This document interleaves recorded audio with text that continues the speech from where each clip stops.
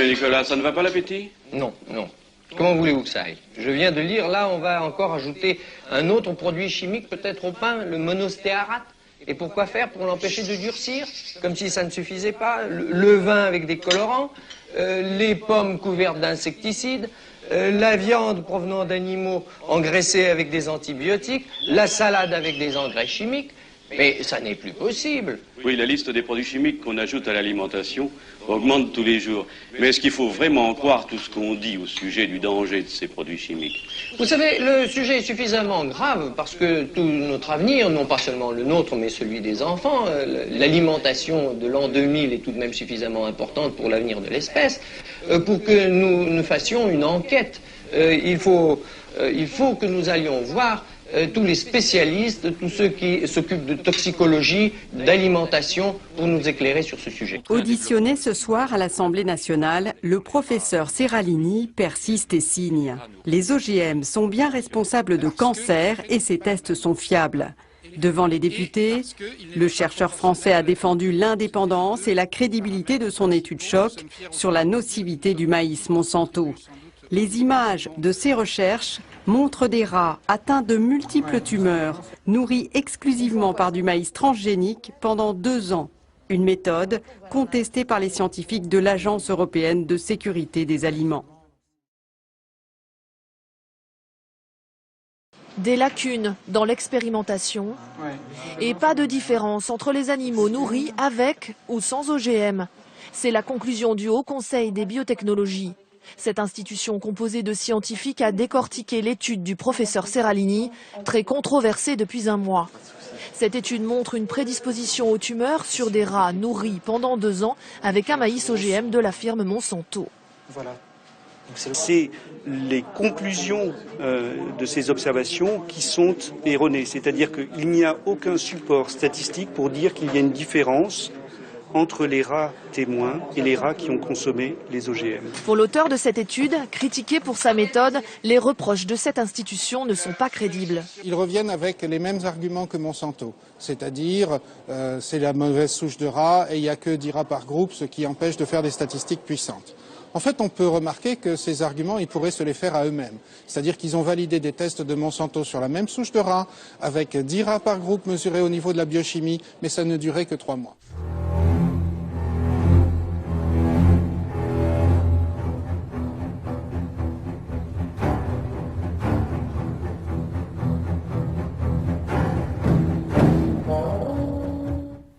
Alors Seralini est professeur de biologie à Caen et il a étudié les OGM pendant des années, pendant plusieurs années, et d'une façon assez extensive.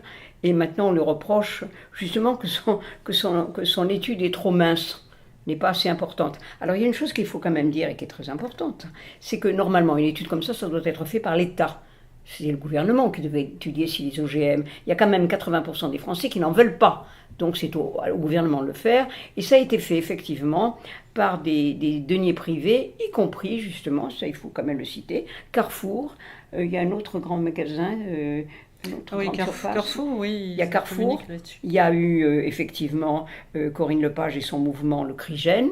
Et il y a eu d'autres petites entreprises, mais ça n'a pas été financé par le gouvernement. Donc c'est une étude qui était faite avec des tout petits moyens, mais qui était extrêmement exhaustive. Et effectivement, ils pensaient faire une étude d'information, et ça a fait une bombe atomique dans tous les pays. On en parle partout. Il avait déjà fait ça il y a 2-3 ans. Oui, mais c'est pas la même étude. Non, mais sur le maïs, sur le soja. Il avait fait sur le non, il a pas fait il a fait sur le maïs, sur les pommes de terre. Oui, voilà, sur les pommes de terre. Mais c'était pas, tandis que là, c'est vraiment l'étude sur des souris, mais faite d'une façon extrêmement exhaustive, avec toutes les parties qui ont été disséquées, les tumeurs que ça a déclenchées, et toutes les souris ont eu des tumeurs énormes. Donc, automatiquement, moi je pensais que ça allait faire un peu de bruit, mais c'est pas du bruit, c'est vraiment, ça a été un coup d'éclat, c'est une bombe atomique. Hein. Tout le monde est monté au créneau Donc ça prouve que ça gênait beaucoup. Ouais. Sinon, non, cela dit, tu as ça. vu, ça a été rapidement couvert par une campagne de dénigrement rapide, hein, parce que d'habitude on attend les résultats de ce genre d'organisme pendant des mois et des années. Là, 3 jours après, ils ont dit que le lendemain déjà, les Américains ont commencé. Ils ont dit que l'étude de Serralini était nulle.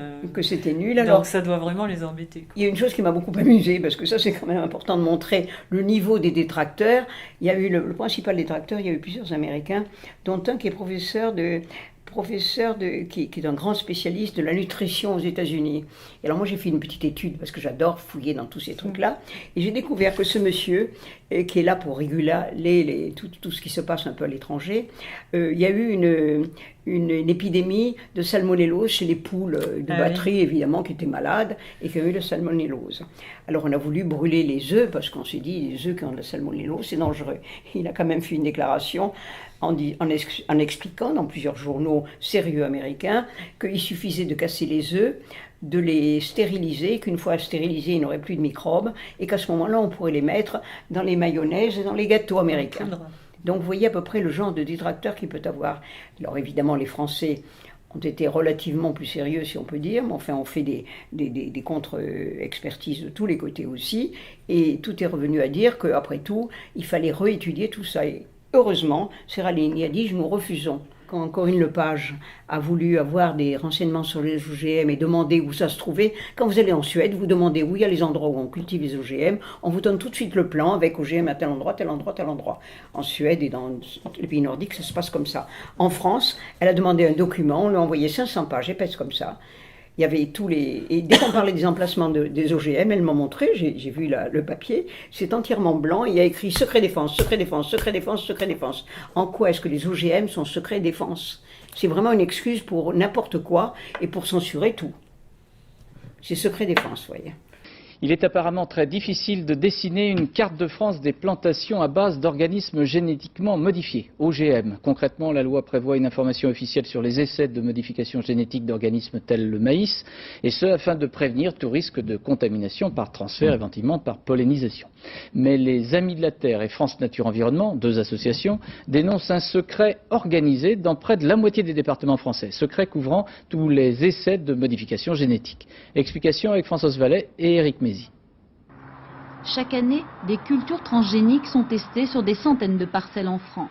Maïs, colza, tournesol, betterave, soja, les associations souhaitaient faire un état des lieux de ces plantations en plein champ sur le territoire. Elles se sont rendues compte qu'il était difficile d'obtenir une liste des communes concernées. Sur cette carte figurent en jaune les départements ayant reconnu la présence d'OGM sur leurs terres. En rouge apparaissent les départements qui ont refusé de donner l'information. Pourtant, une loi du 13 juillet 1992 fait obligation aux autorités de rendre publique la liste des cultures transgéniques. Les préfets disent rester prudents par peur des saccages, comme ici en septembre dernier dans le Tarn-et-Garonne.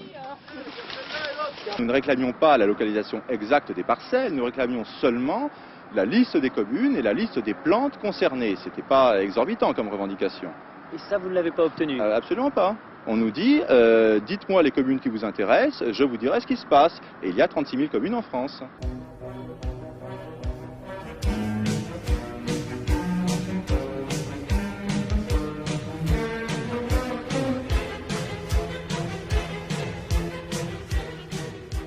Il y avait eu une phrase dont on parlait tout à l'heure du directeur de Monsanto il y a quelques années, qui avait dit que c'était pas la responsabilité de Monsanto que les aliments qu'il met sur le marché soient inoffensifs pour la population, qu'eux étaient là pour vendre un maximum de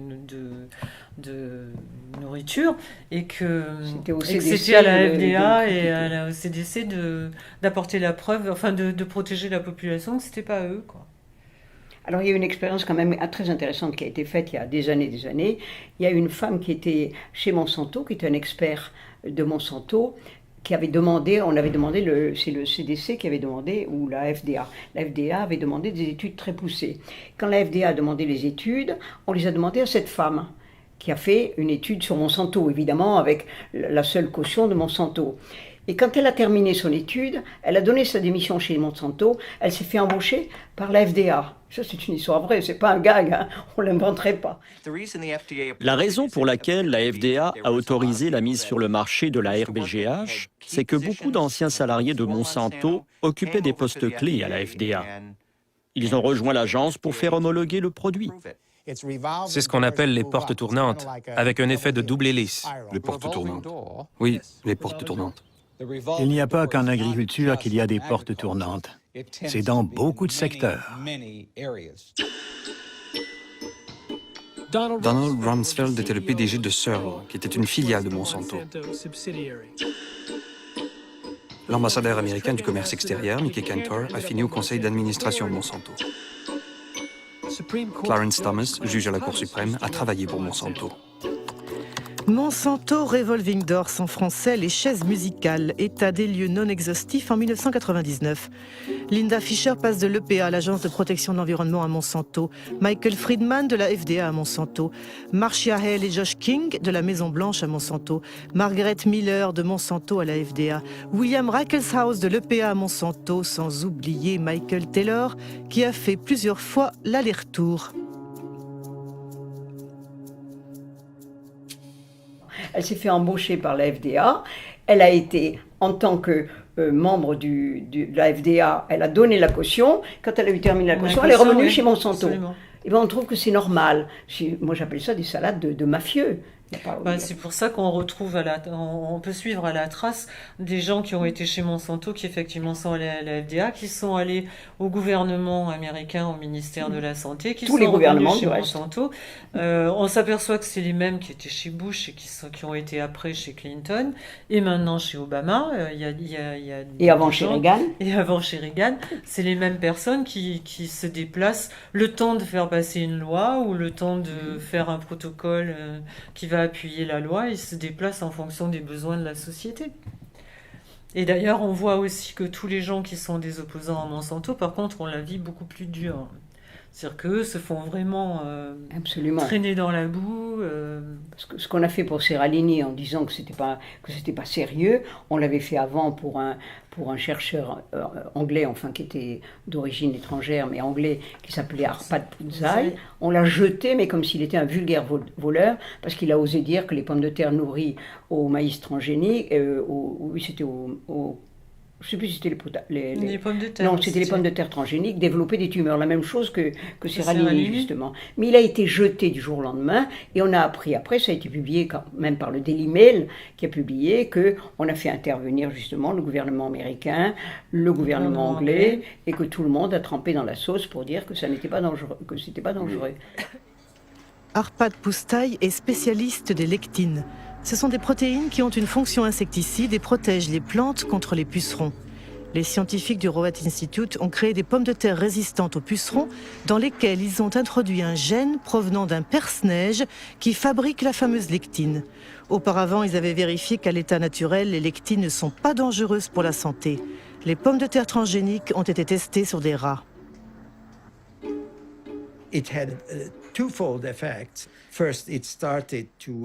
Nous avons constaté deux effets. D'abord, une prolifération des cellules dans l'estomac, et cela n'est pas bien. Je ne dis pas que c'est cancéreux, mais cela peut faciliter le développement de tumeurs causées par des produits chimiques. Tandis que les premières cargaisons américaines de soja transgénique arrivent en Grande-Bretagne, Arpad Pusztai donne une interview à la BBC en accord avec sa direction. As a scientist actively working on the field, I find that it's very, very unfair to use our fellow citizens as guinea pigs. Je crois qu'ils ne me pardonneront jamais d'avoir dit cela. Monsanto a tout de suite compris l'importance de nos résultats. Ils étaient déjà au courant avant la diffusion de l'interview, parce que l'Institut de la recherche agricole d'Écosse recevait beaucoup d'argent de Monsanto.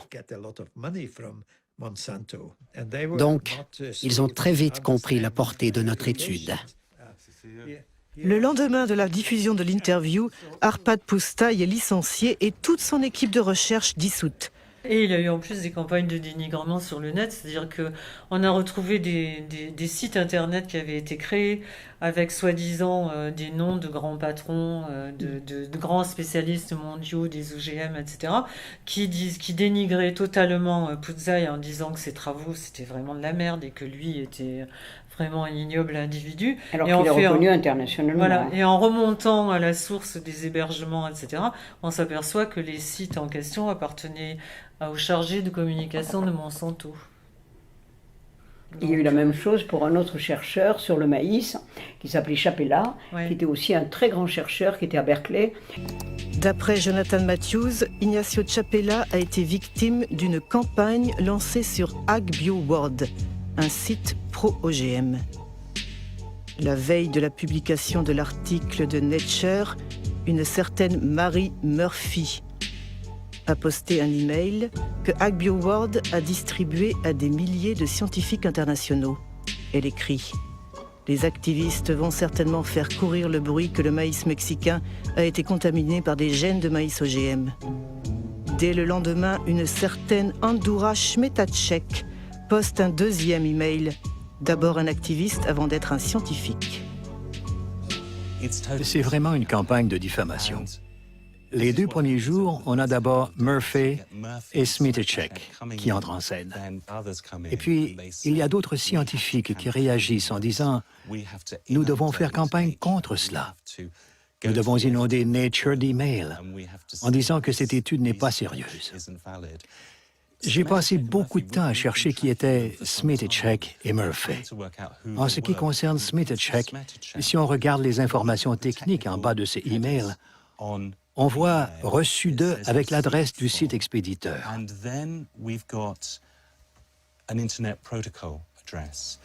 Il suffit de la copier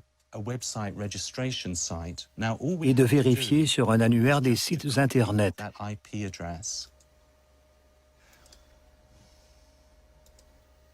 Et on trouve que le propriétaire, c'est la compagnie Monsanto de Saint-Louis. Il était spécialisé dans le maïs et il a trouvé aussi du maïs qui était devenu transgénique par comment dirais-je, par capillarité, parce que ils vous disent toujours que le maïs, que le transgénique est très loin des endroits où on cultive autre chose. Ils n'ont jamais entendu parler des oiseaux, de la pollinisation, tout ça. On ne connaît pas. Ils font ce qu'il faut pour la supprimer aussi. Ils font tout pour la supprimer. Donc bientôt, ce ne sera plus un problème. Donc, il y a eu cette espèce de mélange. Et lui aussi, qui était un grand chercheur, réputé internationalement, il a été jeté du jour au lendemain. C'est montrer la puissance de ces gens-là par rapport au gouvernement, à toutes les instances de stabilisation, d'études et tout ça. Tout le CDC de l'Atlanta, aussi bien que la FDA, ça n'a aucun pouvoir par rapport à ces gens-là. Et le Parlement européen non plus. Européen non plus. Il y a plus de lobbyistes au Parlement européen, je crois, qu'il y a de parlementaires, ce qui n'est pas peu dire. Ouais.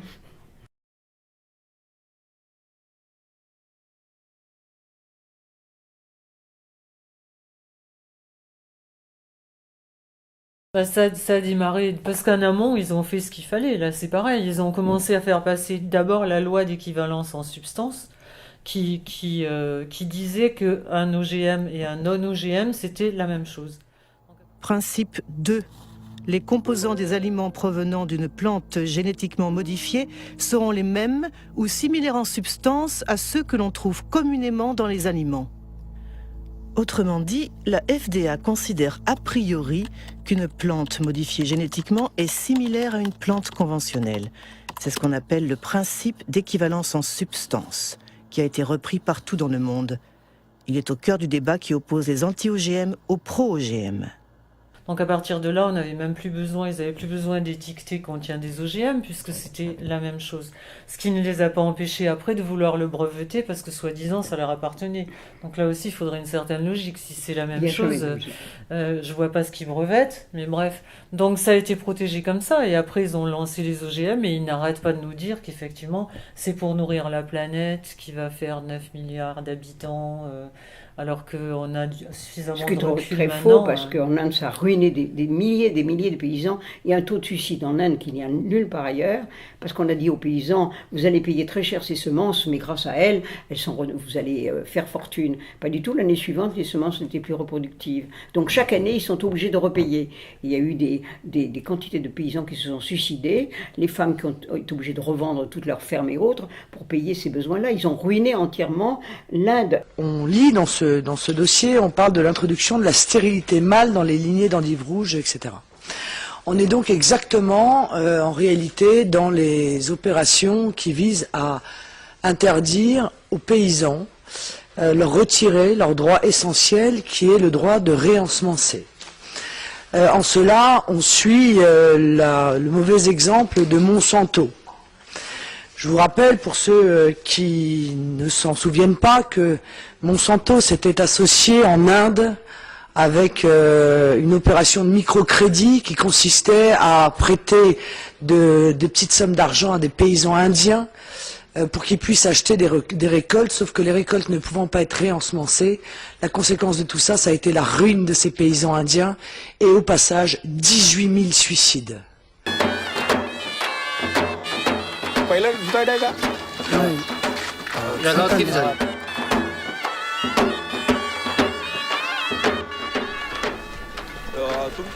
Des drames comme celui que nous venons de voir se produisent 3 fois par jour dans la région de Vidarbha, où le coton BT a été introduit en 2005.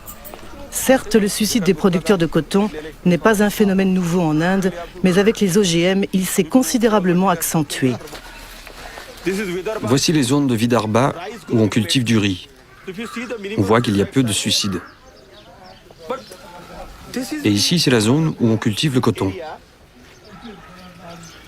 Le résultat du coton BT, c'est que la première année, il y a eu 600 suicides entre juin 2005 et juin 2006.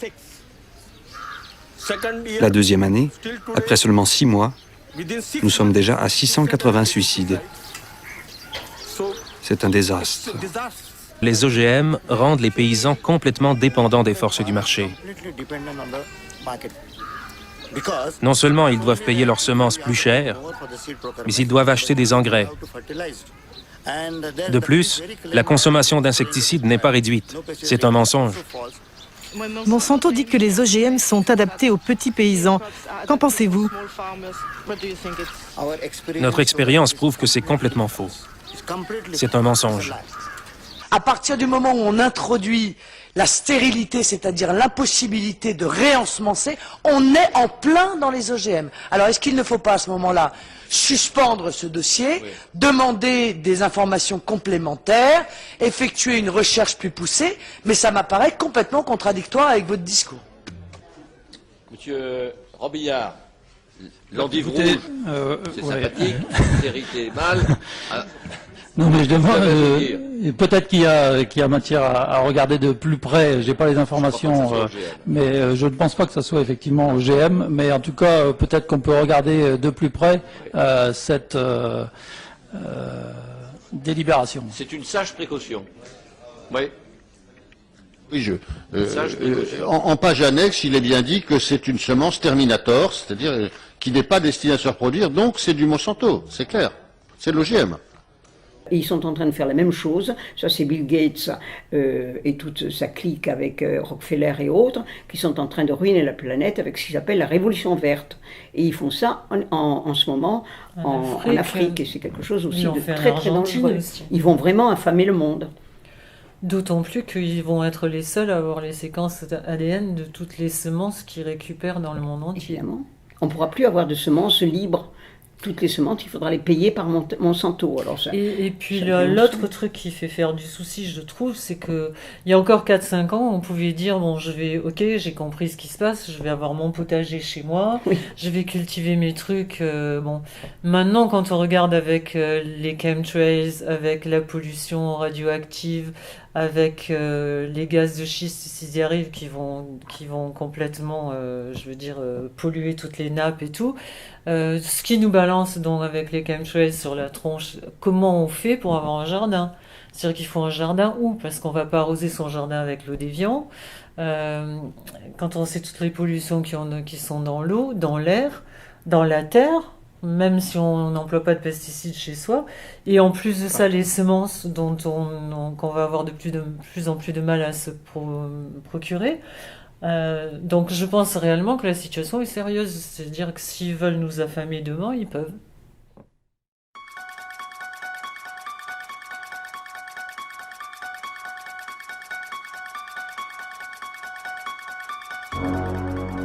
Quand on voit d'où viennent ces gens-là, on voit très bien où ils veulent aller, parce que tout le monde sait maintenant que derrière Monsanto, Syngenta, Bayer, etc., c'est IG Farben, et IG Farben, c'était IG Farben Auschwitz, et la boucle est quand même assez bien faite, parce que après, après Nuremberg, ces gens-là se sont retrouvés un petit peu en tôle, mais c'est quand même totalement en tôle. Oui, mais enfin 2 ans, quand je dis un petit peu. Mais ils étaient en tôle, mais c'est grâce à Rockefeller qu'on les a sortis. Et le procureur américain, qui était un type très très bien justement, dit: si vous ne les mettez pas en prison immédiatement, dans 50 ans, ils séviront, ils seront beaucoup plus dangereux et beaucoup plus pernicieux sur la terre. Vous avez intérêt à les mettre en prison tout de suite. On les a libérés justement grâce à... Et ces gens-là, on dit à l'époque, qui contrôle la nourriture, contrôle le monde. Und so geschah es, dass 1947 das Verfahren Nummer 6 gegen die IG Farben Manager eröffnet wurde, wegen der Kriegsverbrechen, die sie begangen. Der US-Chefankläger Telford Taylor fasste seine Anklage folgendermaßen zusammen: Ohne die IG Farben wäre der Zweite Weltkrieg nicht möglich gewesen.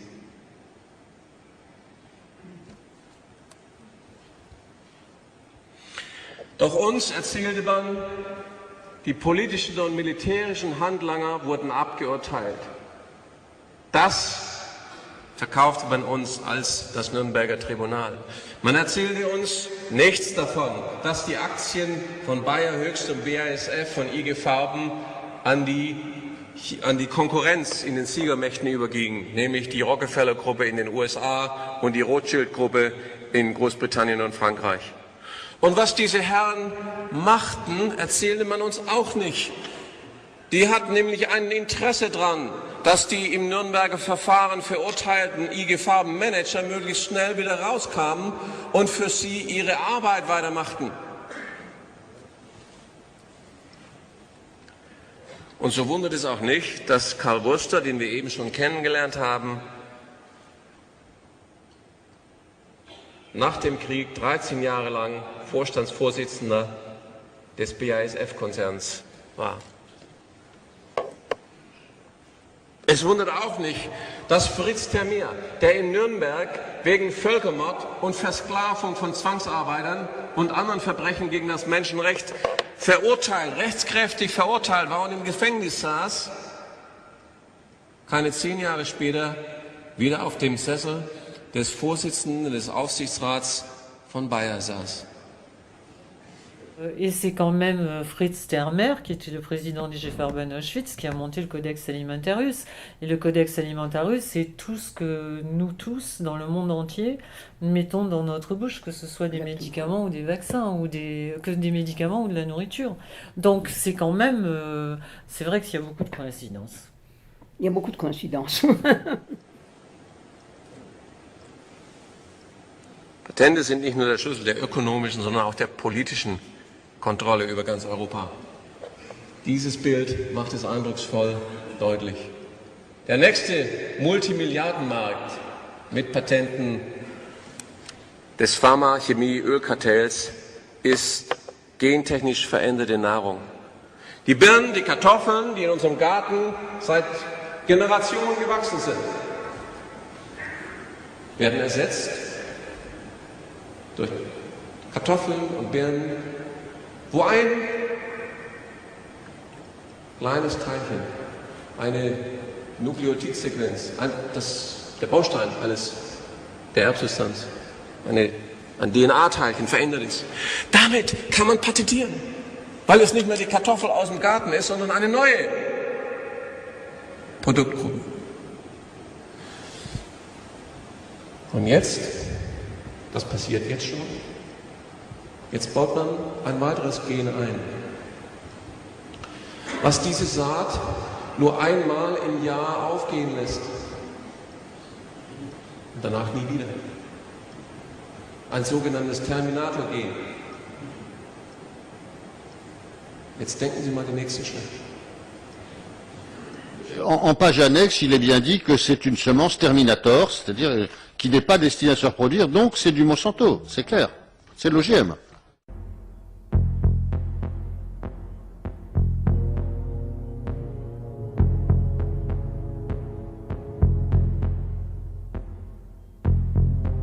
Il n'a jamais été utile, il n'y a aucune preuve que le vaccin soit bon, et du reste ça a été écrit par les plus grands virologues de la Terre en disant que la vaccination était un principe complètement ridicule, et particulièrement la vaccination contre la grippe. Un article ici, on parle des vaccins encore, de la grippe. On parle ici de la fraude du CDC, aussi de l'OMS, ok? Donc, vous avez le Dr. Anthony Morris, qui est un virologiste distingué, et puis l'ancien chef du bureau des vaccins de la FDA, qui a exprimé ses vues, et puis qui a sommarisé finalement leur effet très bien en disant que il voulait pas d'offrir, dans son opinion, il disait qu'il n'avait pas aucune évidence que les vaccins contre l'influenza, contre la grippe saisonnière, qu'on avait développé jusqu'à date, avait été effectif dans la prévention ou même résister aux attaques de la grippe. Okay? Alors, monsieur, le docteur Morris, là, comme je disais, qui était chef du bureau des vaccins de la FDA, alors c'est pas un sans-dessin, un virologiste qui a déclaré ça dans les nouvelles. Alors, il dit que les producteurs de ces vaccins savent très bien qu'ils ne servent à rien, ok? Donc, c'est carrément des poubelles. Ces vaccins-là ne servent absolument à rien, mais continuent de les vendre de toute façon. Alors, c'est grosse nouvelle. Puis, comme je vous dis, ça vient d'un virologiste, ancien chef de la FDA, du secteur des vaccins, ok? Alors, c'est pas d'histoire de conspirationniste encore, là, ça vient de la bouche des personnes qui sont très, très bien placées. Alors, un monsieur qui dit que ces vaccins-là ne servent à rien. Alors il y a eu des études qui ont été faites, par exemple il y a eu on a fait des études colossales sur la grippe, avec un nombre de gens qui étaient vaccinés extraordinaire, ça n'a pas fait baisser la mortalité par la grippe de une personne. Alors déjà ça c'est une preuve absolue. Et alors il y a une chose qu'on a retrouvée il n'y a pas très longtemps, on nous a crié sur les toits que grâce à la grippe, il y avait la moitié des décès des gens âgés qui étaient évités. Ça n'est pas vrai parce qu'il y a eu des études américaines qui ont été faites par une équipe assez remarquable qui a étudié ça pendant très très longtemps et qui n'a fait que confirmer ce qui avait déjà été vu. C'est-à-dire que quand on nous dit qu'il y a 50% des gens âgés qui sont épargnés de la mort par la grippe, quand on fait le calcul des gens âgés qui meurent, il n'y en a que 5% qui meurent de la grippe. Comment est-ce qu'on peut dire qu'il y a 50% des gens qui sont épargnés de la mort par la grippe, étant donné qu'il n'y a que 5% qui meurent de la grippe? Il suffit, on n'a pas besoin d'avoir fait des études de médecine, il suffit d'avoir du bon sens. Mais je crois que le bon sens, il a déserté la planète, hein, ça on est bien d'accord. Je vois des professeurs de médecine qui osent dire encore maintenant que la variole a été éradiquée par les vaccinations. Or l'OMS a dit que ce n'était pas la vaccination qu'il avait. L'OMS l'a écrit. Eh bien, malgré l'OMS, et Dieu sait que je n'ai pas une grande confiance en l'OMS, mais quand elle dit des choses en défaveur des vaccinations, elle ne peut pas mentir. Peut-être se demander qu'est-ce que ça cache. Oui, qu'est-ce que ça cache? Eh bien, ils ont eux-mêmes dit que ce n'était pas la vaccination qui avait éradiqué la grippe. Et il y a encore des professeurs de médecine qui vous disent c'est grâce à la vaccination qu'on a éradiqué la variole. Ça n'est pas vrai. Et un jour, je me suis trouvée à la télévision avec un grand professeur de médecine, parce que je ne connais pas des petits professeurs, je voudrais en rencontrer un jour, mais je ne l'ai jamais rencontré. Ils sont tous des grands professeurs. Et qui m'a dit, mais vous vous rendez pas compte, les maladies les plus graves ont disparu grâce à la vaccination. La preuve, c'est qu'il n'y a plus de peste, il n'y a plus de choléra. Et quand le journaliste m'a interviewé, je dis, je suis d'accord avec le professeur Intel, il a commencé à faire un grand sourire en disant « Ah, ah !» Et je dis, oui, mais ce que vous n'avez pas ajouté, c'est qu'il n'y a jamais eu de vaccin contre ces maladies, elles ont disparu toutes seules. Alors il a perdu un peu ses moyens, il a commencé à bégayer, puis il a dit « C'est pas ce que je voulais dire !» Je lui ai dit « Écoutez, c'est ce que vous venez de dire devant 3 millions de personnes. » quelques amis m'ont dit oui mais moi tu comprends, j'ai déjà une santé fragile, donc comme j'ai une santé fragile, il faut absolument que je me fasse vacciner parce que si moi j'attrape la grippe, je vais en mourir. Mais je veux dire, c'est terrible parce que c'est justement pire. Plus ils sont vaccinés, plus ils sont malades. Ça, il y a des études qui ont été faites. Il y a une étude qui est très importante sur tous les vaccins de la Terre, qui est l'étude de l'Institut Koch en Allemagne, qui a prouvé que ils ont fait ça pour voir si les enfants vaccinés étaient en meilleur état ou en plus mauvais état que les enfants non vaccinés. Et ils ont constaté que les enfants vaccinés étaient en bien meilleur état, en bien pire état, pardon, que les enfants non vaccinés. Gehen wir gleich mit in die Tatsachen rein. Du hast Sachen ausgewertet, die du vom Robert-Koch-Institut bekommen hast. Ja. Was ist das Robert-Koch-Institut? Das ist die oberste deutsche Gesundheitsbehörde, die sich mit Infektionskrankheiten beschäftigt. Mhm. Und am besten nimmst du jetzt mal die Zeit, um vorzustellen, was du da gemacht hast. Das Robert-Koch-Institut hat 3 Jahre lang in Deutschland 18.000 Kinder und Jugendliche befragt. Das waren sehr aufwendige Befragungen und Untersuchungen, sodass am Ende von jedem Kind ungefähr 1500 Werte vorlagen, also Antworten auf Fragen oder eben auch Untersuchungen von Blut oder Urin. Das heißt, man wollte in dieser Studie eine umfassende Aussage bekommen über die Gesundheit der deutschen Kinder. Mhm. Man hat die Kinder repräsentativ ausgewählt, das heißt, diese Stichprobenstudie spiegelt den Zustand der deutschen Kinder allgemein wider. Man darf also die gewonnenen Daten hochrechnen und bekommt damit allgemeingültige Aussagen für die deutschen Kinder. Die Studie ist, Entschuldigung, die Studie ist also groß genug angelegt, dass man sagen kann, sie ist zuverlässig, dass man hochrechnen kann und allgemeingültige Rückschlüsse ziehen kann. Gut. Wir wussten, dass die Studie gemacht wird, die wurde sehr groß beworben und angekündigt und wir wussten auch, dass beispielsweise Daten über Impfungen erfasst werden. Das war schon sehr früh bekannt über den Impfstatus, das heißt, gegen was und wie oft ist ein Kind geimpft oder ein Jugendlicher.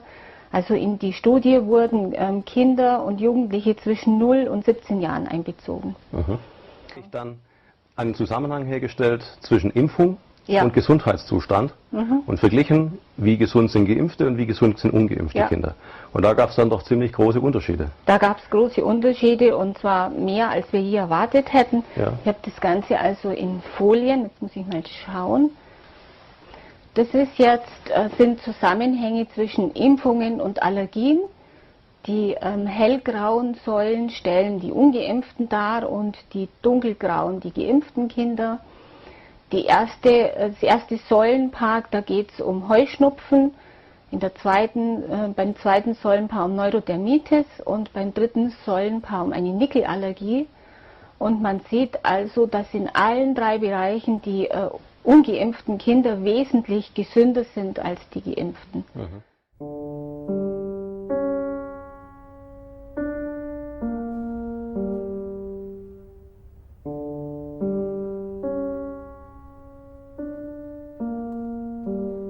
Das heißt, es ist letztendlich der Beweis, dass ungeimpfte Kinder einfach insgesamt eine wesentlich stabilere Abwehr haben. Donc ils ont remarqué que même, par exemple, les enfants vaccinés, on ne penserait pas à ça, portent beaucoup plus souvent des lunettes, ont des scolioses, donc des maladies qui n'ont aucun rapport. Des maladies respiratoires, moi rien que dans mon entourage, je suppose que c'est la même chose pour tout le monde, il y a beaucoup de bébés qui ont des problèmes respiratoires.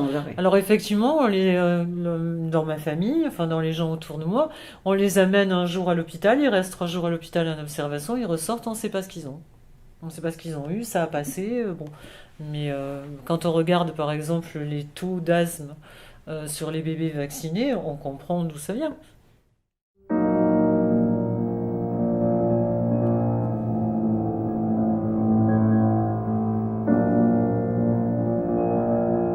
Pasteur était un remarquable... il avait une qualité, c'est qu'il savait très bien se vendre. Et il a raconté un tas de choses, il y a eu des preuves de ses mensonges. Et même quand vous voyez que le vaccin de la rage a été inventé par Pasteur, ça n'est pas vrai. Le vaccin de la rage a été inventé par un pharmacien de Toulouse. Et quand vous voyez le dictionnaire, on le voit là. C'est pas lui qui l'a inventé. Donc, Pasteur a menti tout au long de sa vie. Il a menti sur le petit Meister dont on dit qu'il a été sauvé de la rage. Il y a d'autres enfants qui ont été mordus en même temps que lui. Ils ne sont pas morts de la rage. Ils n'ont pas été vaccinés. Alors, pourquoi est-ce qu'on a pris ce petit Meister? On ne sait même pas s'il avait la rage. On ne sait même pas si le chien était enragé. Donc on nous raconte n'importe quoi, on avale tout. Vraiment, c'est... Du reste, il y a eu un professeur qui s'appelait le professeur Peter, qui était vraiment un type remarquable, un très très grand savant, qui a dit « Monsieur Pasteur ne guérit pas de la rage, il la donne ».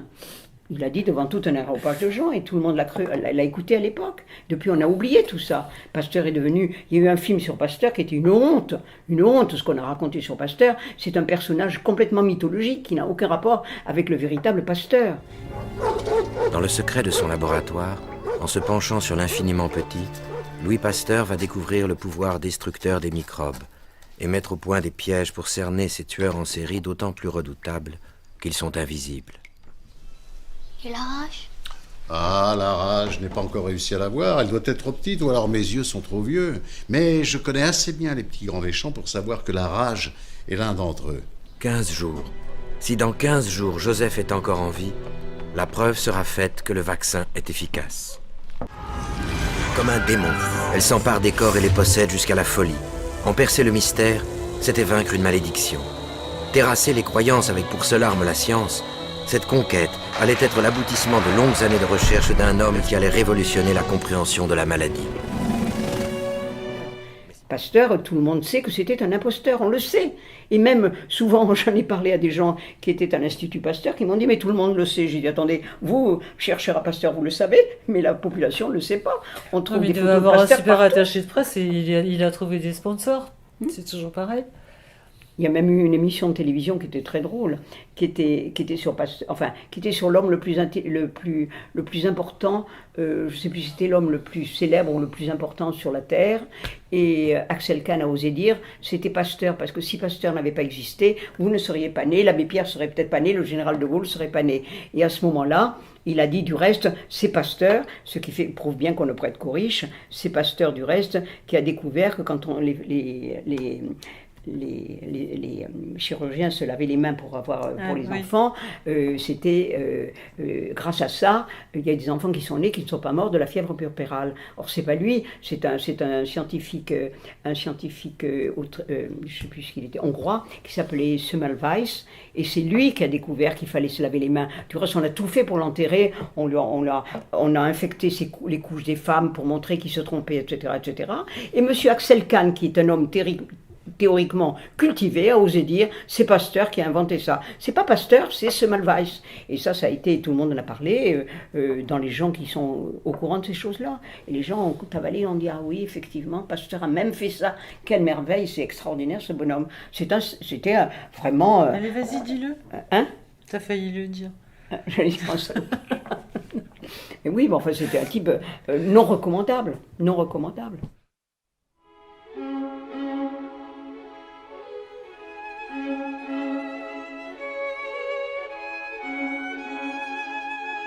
C'est interdit. On essayait, il y a des gens qui essaient de le rétablir, hein, avec beaucoup de mal, mais qui essaient quand même de le faire, parce qu'il y a quand même eu des petites poussées. Les Français sont quand même les pires, il faut le répéter, on le répétera jamais assez. On est les pires parce qu'on est au pays de Pasteur, au pays de Descartes et tout ça, donc nous, on marche, on est des perroquets, on est uniquement des perroquets.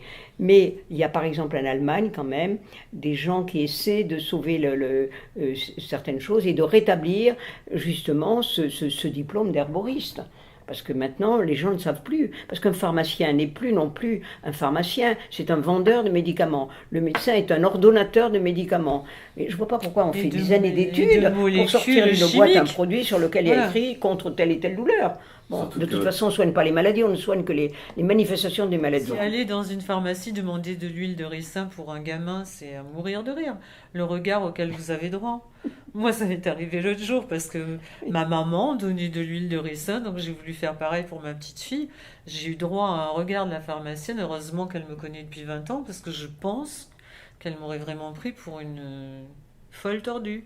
Et là, elle a On posé donne des des questions. suppléments. Non, elle m'a dit, mais qu'est-ce que vous allez la tuer? Enfin, pas la tuer, mais elle m'a dit, vous vous rendez compte?